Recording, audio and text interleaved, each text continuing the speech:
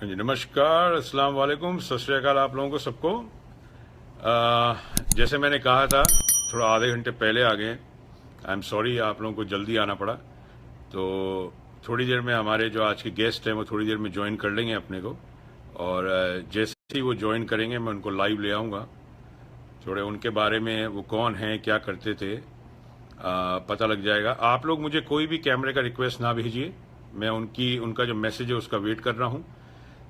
कोई दुआ सलाम और पूरा इंटरव्यू सुनने के बाद ही अपनी प्रतिक्रिया रखें। ये अपनी बहुत गंदी आदत हो चुकी है कि बीच में हमने कोई लाइन बोली उसके ऊपर आप लोग अपना कमेंट लिखने शुरू हो जाते हैं। तो ऐसा मत करिएगा, ये ठीक बात नहीं होती।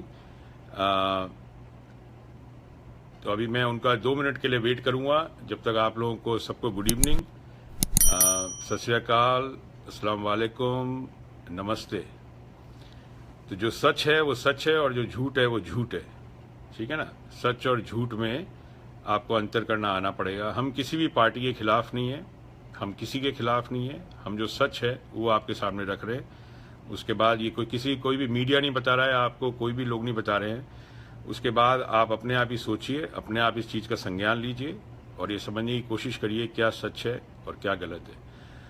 अस्सलाम वालेकुम पिंटून भाई, सुमन सहारन जी नमस्ते आपको। संजय ओला जी नमस्कार। Prakash Singh Koranga, good morning sir Prakash ji आपको। उदनीश भाई नमस्कार। तो धनंजय सिंह राजपूत आ गए हैं। मैं उनको कैमरा कमेंट नहीं करेगा, प्लीज बात को सुनिएगा, ठीक है ना। मीना आंटी आपको नमस्ते। तो आगे धनंजय जी थोड़ी सी लाइट ऑन कर लीजिए, आपका थोड़ा अंधेरा हो रहा है भाई साहब। आपको आवाज आ रही है? नमस्कार जी, जय हिंद। आपकी आपकी आवाज भी थोड़ी कम है धनंजय हाँ, भाई साहब। हाँ आ रही है आवाज? बिल्कुल बिल्कुल। जी। आप तो मेरे मेरे एक दोस्त है स्कूल के अंदर, उससे बहुत शक्ल मिलती है आपकी। मैं कभी आपको उनको फोटो भेजूंगा आपकी, तो आप भी चकरा जाओगे कि मेरा डुप्लीकेट है क्या ये। दिल्ली में रहते हैं। जी जी जी जी। जी जी, चलिए जी बहुत बहुत शुक्रिया धनंजय जी आपका आने का। देश आपका इंतजार कर जी रहा है और आपकी इस काम के लिए हम आपको बहुत बहुत प्रणाम करते हैं, बहुत बहुत शुक्रिया करते हैं देश का जी, युवा। आपको भी बहुत बहुत प्रणाम, जो आपने नहीं, इतना बहुत अच्छा बहुत प्रणाम। प्लेटफॉर्म ये तैयार किया है लोगों की जी, आवाज के लिए। हम धनंजय जी बता देते हैं, हम एमकेडी परिवार किसी भी पार्टी के खिलाफ नहीं है। हम किसी भी जी रिलीजन के खिलाफ नहीं है। जो गलत है हम उसके खिलाफ बोल रहे हैं। जो देश को कहीं ना कहीं इसके अंदर नुकसान हो रहा है, हम किसी के जी खिलाफ नहीं। जो सच है हम उसके बोल रहे हैं और बेबाक बोल रहे हैं। बाकी देश की आवाम अपने आप ही समझे क्या सही है क्या गलत है। थोड़ा आप अपने जी बारे में बता दीजिए धनंजय जी। आपको जो बताना है वो आप अपने हिसाब से बताइएगा। आप कोई अंडर प्रेशर नहीं है। आपको हमने जी कोई पैसे नहीं दिए इस चीज के। आपने हमसे जी संपर्क किया और पहले अपने जो भाई हैं आपके वो भी आए थे इसके अंदर, जिनको आज पूरी जी दुनिया सलाम कर रही है। उनकी बात मैं बता दूं जी कनाडा तक पहुंच चुकी है। उनकी बात जी कनाडा जी तक पहुंच चुकी है। तो आप लोग जो आ रहे हैं, मेरे हिसाब से आज की तारीख में जो भी देश में अगर कोई आदमी इसके अंदर कोई भी आर्मी वाला जो काम करता है, जो एक अपना जवान काम करता है, फौजी, वही आप लोग काम कर रहे हैं समाज को जी सुधारने के।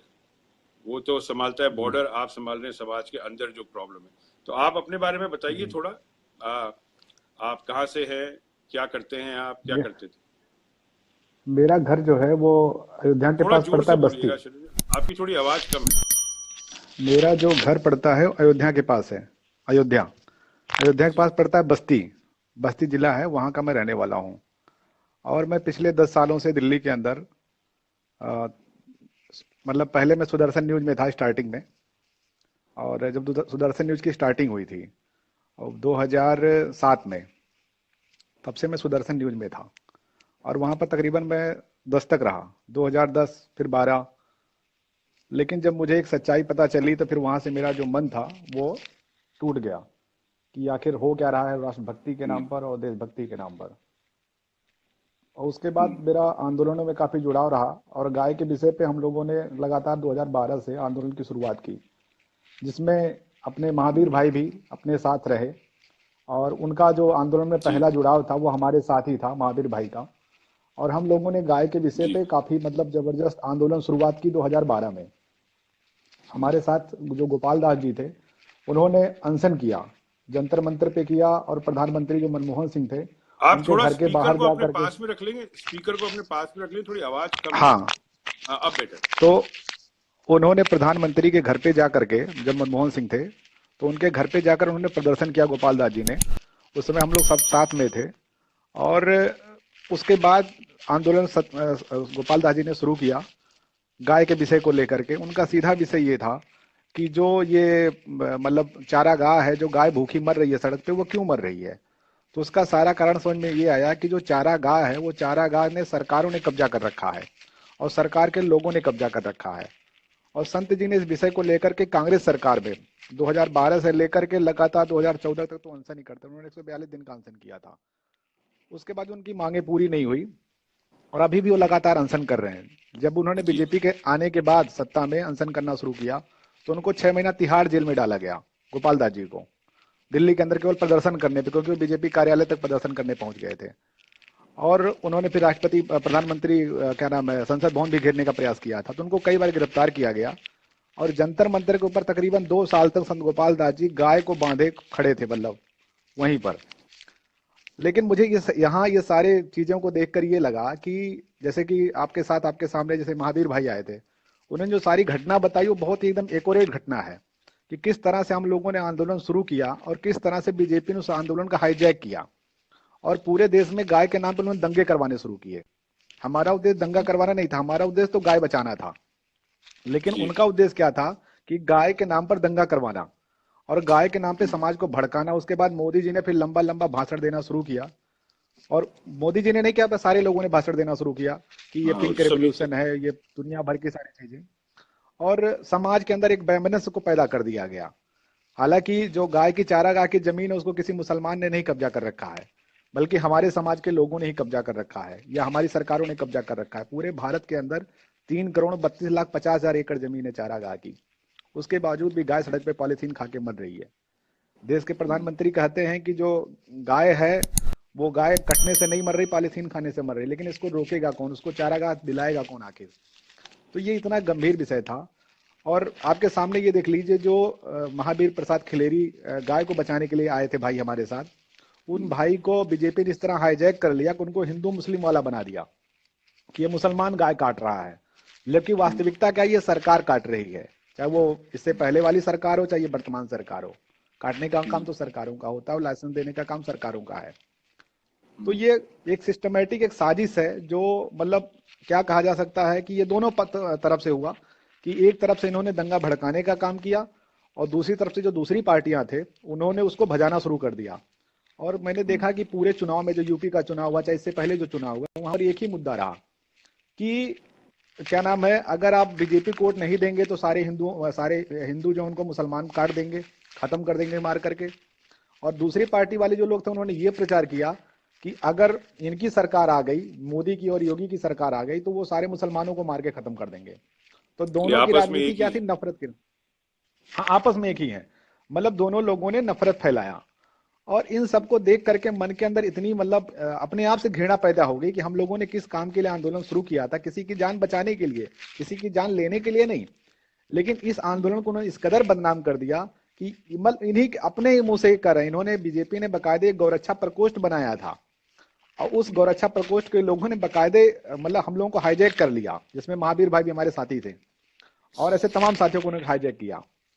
तो ये सारी जो घटना घटी हमारे सामने, मुझे ये लगा कि कहीं ना कहीं ये समाज को आपस में लड़ाने की जो अंग्रेजों की नीति थी कि हमको बिल्कुल। आपस में लड़ाया जाए और उनका काम चलता रहा। जैसे उस समय हुआ था अंग्रेजों के समय में कि हिंदू मुसलमान जैसे मंदिर में जाकर के गाय काट के डाल देना, मस्जिद में जाकर के गलत जानवर को डाल देना, तो ये काम करके वो हमसे लड़ाते रहे और अपना वो काट काट के मांस खाते रहे। और आज भी सेम वही कहानी हो रही है, गाय के नाम पे हिंदू मुसलमान आपस में लड़ रहा है और ये सरकारें उसका व्यापार कर रही हैं। और जो जो पूरा का पूरा ये मतलब मैंने राजनीति देखी, जो समझ में आया मुझे मुझे ये समझ में आया कि ये सारे के सारे एक हैं। सत्ता इनको मिले या उनको मिले, कोई दो नहीं है, सारे एक हैं। सबका काम एक ही करना है। जो काम मनमोहन सिंह काम कर रहे हैं, तो उसी काम को मोदी जी कर रहे हैं और बहुत अच्छे तरीके से कर रहे हैं। उनका काम हो उनसे सकता है थोड़ा सीख स्लो लिए, वो रहने। उनसे सीख लिए कि क्या गलती है, कैसे सुधार लाना है। तो ये जो जितनी हाँ, भी मौतें हुई, पहलू खान की, इसके अंदर चंदन गुप्ता की और सब, इसके मौत का जिम्मेदार तो फिर ये लोग ही हुए। हाँ, ये सच्चाई है कि इसके सारे जिम्मेदार यही लोग हुए, क्योंकि हम लोगों ने जो आंदोलन किया था वो बचाने के लिए किया था, किसी को मारने के लिए नहीं किया था। आज तक हम्म। मैंने किसी भी आदमी को एक थप्पड़ तक नहीं मारा है, और न गोपाल दास जी ने किसी आदमी को एक थप्पड़ मारा होगा, जितने भी हमारे साथी हैं बिल्कुल किसी ने नहीं बिल्कुल मारा। बिल्कुल बल्कि बिल्कुल। हमारे मैं ये आंदोलनों में शामिल मेरे होते को हुए बिल्कुल, हाँ बिल्कुल साहब, मेरे को बिल्कुल हम। याद है कि हमारे हमारे वहाँ पे जयपुर में भी आज से 25 साल पहले हमने भी देखे हैं कि कैसे गौशाला चलती थी। आज भी, पहले तो सब जगह गौशालाएं होती थी, फिर तो जमीनें कम पड़ने लगी, जी बिल्डर्स आ गए, गौशालाएं हटने लग गई। मगर ये सब जो हो रहा है जी पिछले 2-3 साल में, इसके अंदर बीजेपी का जो इसके अंदर आईटी सेल कैसे चलते हैं ये बताइए। जैसे कांग्रेस का कोई बोलते हैं ये आपस में ही है, दोनों मिले हुए हैं, ये जो प्रोपेगेंडा फैलाया था सारा, ये आईटी सेल वालों ने फैलाया था। इंस्ट्रक्शंस जी कौन जी देते हैं, ये थोड़े उस पर थोड़ी ये सी रोशनी डालिए। जी, मैं यही बताना चाह रहा हूँ कि ये बीजेपी और कांग्रेस दोनों का आईटी सेल एक है, दो नहीं है। दोनों का आईटी सेल एक है और संचालित करने वाला एक ही व्यक्ति है। जिस व्यक्ति को बीजेपी ने हायर किया था चुनाव जीतने के लिए, उसका नाम है पीके।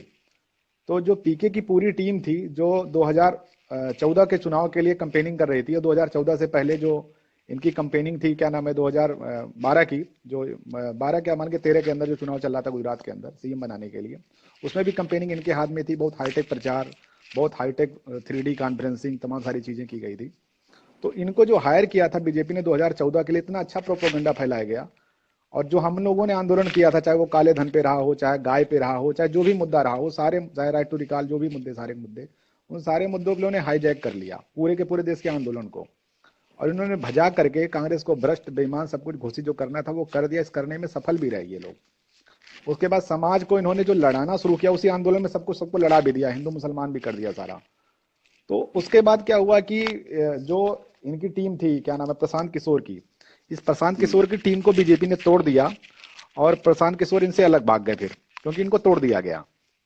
तो अभी जो हम्म। प्रशांत किशोर की बी टीम मान सकते हैं, वो बीजेपी के पास है। और क्योंकि प्रशांत किशोर को उन्होंने बहुत बड़ा लॉस दिया, मतलब नुकसान पहुंचाया, तो प्रशांत किशोर फिर इस गुस्से में चले गए बिहार, नीतीश कुमार के पास। और नीतीश कुमार को उन्होंने वहां पर सारी विपक्षों को एक कर दिया, लालू को और कांग्रेस को, सबको एक साथ करके उन्होंने बीजेपी हरा जी। दिया। बड़ी सफलता मिली। और वही सेम कहानी वो यूपी में करना चाह रहे थे कि क्या नाम है, अखिलेश हम्म। को, मायावती को और कांग्रेस सबको जोड़ना चाह रहे थे, जिसमें मायावती नहीं जुड़ी। और मायावती ना जुड़ने का परिणाम ये हुआ कि बीजेपी की सरकार जो है वो यूपी में बन गई। तो ये सारा का सारा मतलब चल तो एक ही दिमाग रहा है, उसके दो पार्ट हो चुके हैं। और ये सारा का सारा र्यूमर फैलाने का काम जो है, वो हकीकत यही सच्चाई है कि वो सारा का सारा काम जो है वो आईटी सेल ही करता है। जैसे अभी आपके सामने जो घटना घटी है, एक आईटी सेल का लड़का भी गिरफ्तार जो हो गया है बनारस के अंदर। जी दूसरा जी आईटी सेल का जो जी जी संस्थापक जी। था वो छोड़ के चला गया है आईटी सेल। और उसने रिजाइन कर दिया है कि भाई मेरा बीजेपी से कोई प्राथमिक सदस्यता भी नहीं है और मैं यहाँ से जा रहा हूँ। हम्म। क्योंकि ये सारी बातें सबको समझ में आ गई है। हालांकि सारे लोग, ये पता था कि हम समाज में क्या कर रहे हैं, बेमनस फैला रहे हैं। और आपस में लड़ा करके आज देख लीजिए, देश के अंदर ऐसे हालात बना दिए इन्होंने कि आज एक आदमी अपने आप को मुसलमान कहने से डर रहा है, एक आदमी अपने आप को चंदन लगाने से और अपने आप को हिंदू कहने से डर रहा है। इस तरह के बिल्कुल। हालात मतलब पूरे भारत के अंदर फैला दिया गया है। और 2019 के चुनाव के लिए क्या क्या होगा इसके बारे में हम कुछ भी नहीं बता सकते अभी आपको। लेकिन ये अपने आप में मतलब ये पूरे समाज को तोड़ने वाली बात है।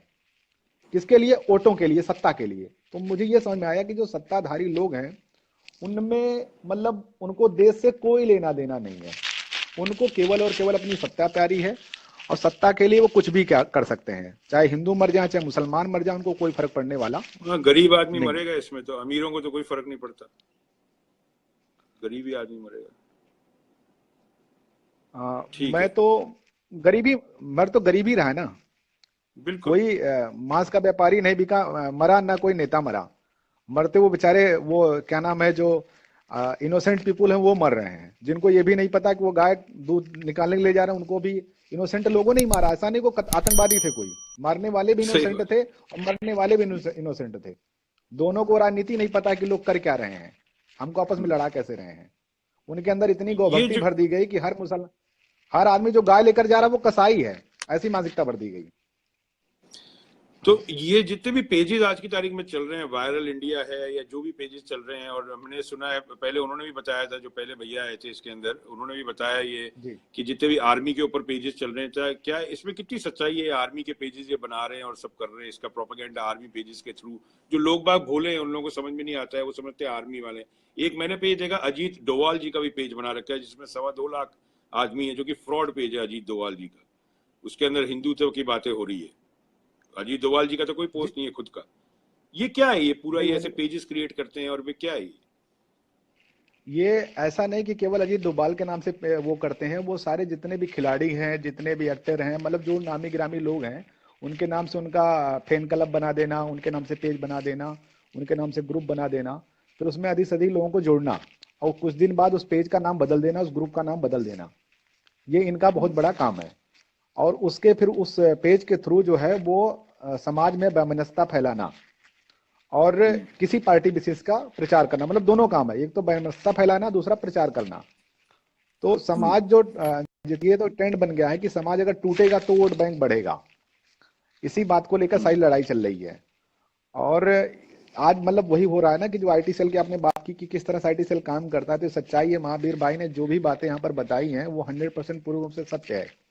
वो किसी प्रकार का वो नहीं बता रहे, मतलब पूरी सच्चाई वो बता रहे हैं कि किस तरह से ये लोग काम करते हैं।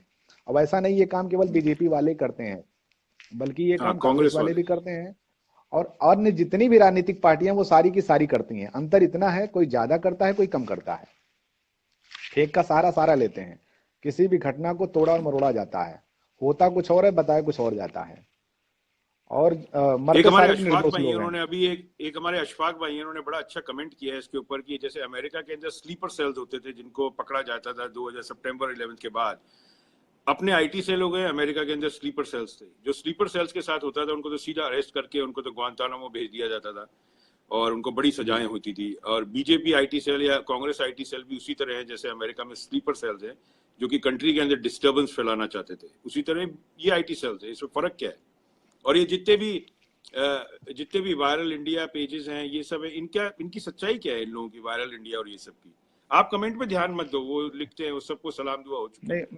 मैं कमेंट पे ध्यान नहीं दे रहा हूँ। मैं ये आपको ये बताना चाह रहा हूँ कि ये जो वायरल इंडिया है, इसको चलाने वाले जो लोग हैं वो बीजेपी के लोग हैं, कांग्रेस के लोग हैं। मतलब वो बंदा जो है वो बीजेपी में भी रह चुका है और कांग्रेस में भी रह चुका है। आजकल वो ममता बनर्जी के साथ में लगा हुआ है। और उसने जो पेज बनाई है वायरल इंडिया, ये मुसलमानों को भड़काने के लिए है। हिंदुस्तान के मुसलमानों को भड़काया जा रहा है कि हिंदुस्तान में किस तरह दंगे हो जाएं, क्योंकि जब दंगे होंगे तो वोट बैंक क्रिएट होगा। तो ये जितने भी ये पेजेस चलाने वाले लोग हैं, या वेबसाइट, फेक वेबसाइट बोल सकते हैं आप इसको, चाहे वो न्यू ट्रेंड के नाम से चला रहे हो, चाहे वो वायरल ब्लॉग्स। इंडिया के नाम से चला रहे हो, हाँ ब्लॉग चला रहे हो, ब्लॉग भी चला रहे हैं और न्यूज पोर्टल भी चला रहे हैं। क्योंकि हिंदुस्तान में अभी तक न्यूज पोर्टल रजिस्ट्रेशन का कोई कानून नहीं बना हुआ है। कोई बिल्कुल। भी न्यूज पोर्टल बना सकता है और कोई भी उसके ऊपर फर्जी खबरें डाल सकता है। मैंने देखा है लोगों ने अच्छे अच्छे नामों से वेबसाइट बना रखी है, और उसके ऊपर इतनी घटिया खबरें डाली जाती हैं केवल इसके लिए कि उसका पेज का लाइक बढ़ जाए और पेज के हिट्स बढ़ जाए। उनके पेज मतलब एलेक्सा में रेटिंग में आ जाए और उनको विज्ञापन आने लगे पैसे के लिए। मतलब दोनों काम हो रहा है, उस पेज के थ्रू पैसा भी कमाया जा रहा है और बैमनस भी फैलाया जा रहा है। तो आप ये बोल सकते हैं कि उनका ये धंधा है, प्रोफेशनल लोग हैं वो। ऐसा नहीं कि हम मोदी के नाम से बताएं वेबसाइट बनाएंगे तो हमको पैसा नहीं मिलेगा। मोदी जी के नाम जी से जी। वेबसाइट बनाएंगे तो पैसा मिलेगा, केजरीवाल के नाम से वेबसाइट बनाएंगे तो भी पैसा मिलेगा। तो वो पैसा मिल रहा है कि उस तरह की खबरें डालेंगे उन ग्रुपों में, तो लोग हमारी खबरों को देखेंगे, भले वो फेक हो। जैसे अंदर लिखा कि वो फलाने मर गए, और मरने के बाद पता लगा कि उस नाम का कोई दूसरा व्यक्ति था, वो हीरो नहीं मरा है, लेकिन उसके लिए वो ट्रेंड हो गया और करोड़ों लोगों ने उस पेज को देख लिया, तो उससे उनकी आमदनी जनरेट हो गई। तो ये इस तरह की जो खतरनाक चालें हैं, इसको पब्लिक को समझना जरूरी है। चाहे वायरल इंडिया हो, चाहे तमाम तरह के वो जो अलग अलग वेबसाइटें इस तरह की चल रही है मार्केट के अंदर, वो सबका एजेंडा लगभग लगभग ऐसा ही है। वो किसी न किसी पॉलिटिकल पार्टी से फंडेड है, और जिनका काम केवल और केवल उनके लिए वोट बैंक क्रिएट करना है कि किस बात को फैलाने से समाज में, मतलब दोनों लोग फैलाते हैं, लेफ्ट और राइट दोनों विंग का एक ही काम है। उनका भी काम वही है, लेफ्ट का भी और राइट का। मेरे जीवन का सबसे बड़ा मतलब अच्छा पहलू ये रहा कि मैंने जितने करीब से राइट विंग को देखा, उतने ही करीब से मैंने लेफ्ट विंग को देखा हुआ है। और दोनों की सच्चाइयां जान करके मुझे खुद रोना आता है कि मैंने, मतलब ये लोग वास्तविकता में देश के साथ करना क्या चाहते हैं, और मतलब एक दूसरे का। जितने भी आईटी सेल वाले हैं इसके अंदर, भाई साहब, उनको ऐसा महसूस नहीं होता है कि आज जो गरीब आदमी लोगों की मौतें हुई, कहीं वो उनके जिम्मेदार है उस मौत का? पहलू खान, जुनेद, कितने नाम है, अब तो नाम भी भूल गए हैं, चंदन, इनकी मौत का जी जिम्मेदार तो कौन है? ये तो वही है ना जो कि इंस्ट्रक्शन ले रहे हैं गलत। हाँ, ये इसमें कोई दो राय नहीं है कि इस पूरे देश के अंदर जो ये वैमनस्य का माहौल बनाने वाले लोग सारे के सारे आईटी सेल के लोग हैं। इसमें किसी प्रकार की दो राय नहीं है और हकीकत में सजा इन्हीं को होनी चाहिए।